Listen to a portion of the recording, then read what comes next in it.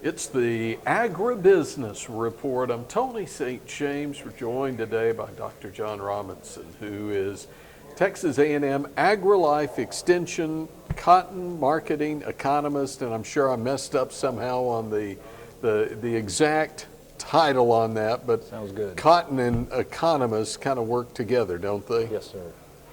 Okay, John, for those who might not know or have lost track, how many years with the AgriLife Extension Service and Texas A&M? How many years now? Wow. I came back to Texas after sojourning in Mississippi State. I came back to Texas in '99. How many years is that? Well, it's been a few years then. Hard to believe. You know, since '99 though, think of how many changes we've seen within the cotton industry on the southern high plains. Yeah. We've seen an expansion. I guess that's one of the things we've seen is an expansion of acres north. Yeah. It used to be a joke, they'll grow cotton in Kansas someday. Well, we're growing cotton in Kansas. What are some of the other things when you look over the last 25 years now, some of the changes we've seen across the southern high plains? The first thought that comes to mind is technology. It had already started in the '90s, and before that, traded seeds, but the technology of selective herbicides and herbicide systems and genetically controlled pest management in general, that's been something that's evolved and had its challenges, and now it's still evolving to deal with the challenges with resistant weeds and things like that. The harvesters, with changing in harvest systems, doing away with trailers and bull buggies and that sort, and the old module builders, and then the new expensive harvest equipment that we have now. That's an ongoing thing and a fascinating thing to watch. I guess the biggest thing I've seen really in terms of high plains agriculture is the changing water situation. The obvious transition, ultimate transition of this area from a deficit irrigated region to a non-irrigated region, which it's headed that way slowly, and so technology will play a role and practices will be adapted. You know, one of the other things I was just kind of thinking as you were describing that is some of the changes we've seen in the cotton market as well over those years. We saw $2 cotton at one point, and did we see 30 cent, 35 cent cotton along the way? I have. Somewhere in that job tenure, I've seen 30, 20 something cent cotton as well as $2 plus. Again, I think the biggest change for Texas and for the high plains in particular is that as late as when I started this particular assignment, the high plains was known as a subgrade, as producing a denim, basically denim cotton. And in a relatively short time, because of the adoption of high grade varieties that fit this region, Texas has entered the export market.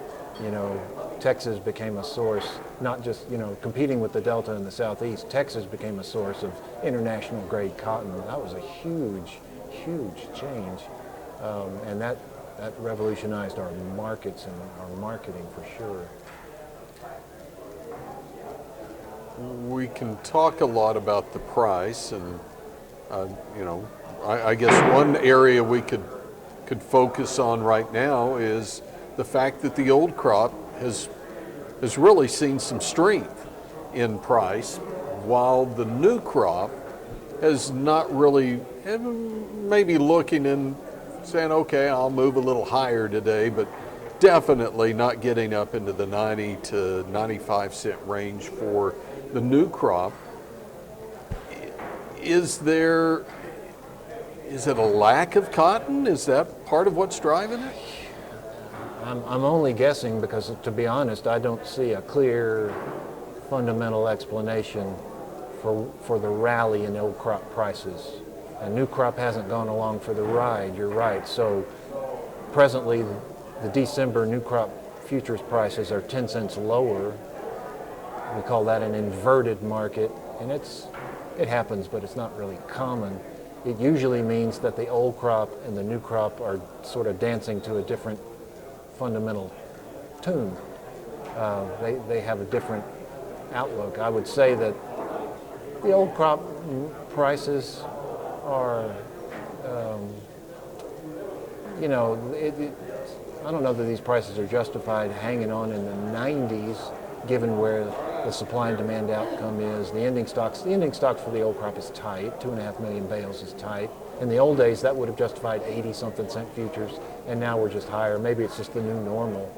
And for the new crop December, I think the market is in its mind saying we're expecting a different outcome, perhaps a heavier outcome, more ending stocks. Do we also have to keep an eye on what's being grown elsewhere? I mean, obviously Brazil, a major competitor at this point. Anytime we even talk about South America, they're big competitors. The U.S. cotton balance sheet with its supply variable and its demand variables, what happens in the world filters into the U.S. balance sheet. So yeah, we have to worry about the good crops that Australia will grow because it's well watered, and the increase in production in Brazil to compete with us for being fourth in the world, or third in the world. Anyway, Brazil's competing us head to head in terms of production. All that filters into how much people need to buy our exports. So it affects our balance sheet, affects our bottom line, what goes on the other side of the world. And not just the producers that we compete with, but the three major countries that are some of the biggest growers, producers, and the biggest users, namely China, India, and Pakistan. What happens in those countries is important to the entire world market. We're in a world market. But growers in other countries, Australia, for example, don't have some of the same tools to use in their toolbox of working with markets and finances that we have here in the U.S. Others have a lot more government support, if you will. So the ability to maybe grow cotton when it's not profitable. When you look at U.S. producers, what are the most important tools cotton producers have in their toolbox today? Well, I think it's a mix of things to include industry, technology, private industry, but as you're kind of hinting, we have a partnership, a public-private partnership between the producer segment, between agribusiness, the people that develop the technology. We have public sector ag engineers and public sector agronomists and breeders and gene splicers and agricultural economists. We have a public-private collaboration that I think is to the benefit of our growers segment, because I think we being the public sector, the university's extension, we facilitate kind of communication about what's needed and what the problems are, and demonstrating what the possible solutions might be. We do a lot of that sort of jointly, and that's a good thing. Okay, we've been at the Plains Cotton Growers annual meeting in Lubbock. I know you're on the road a lot, but if somebody wants to kind of keep up with what you're doing, your work, can we do that online? Yeah, I have an online resource at cottonmarketing.tanu.edu.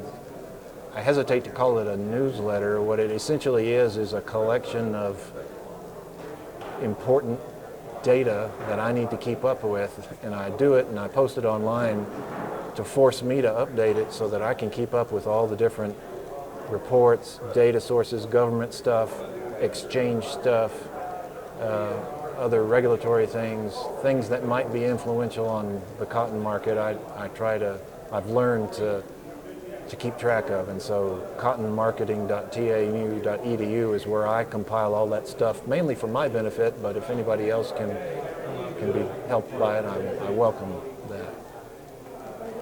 So good to see you. Thanks for your time, and let's not wait another year before we do this. A little more frequently.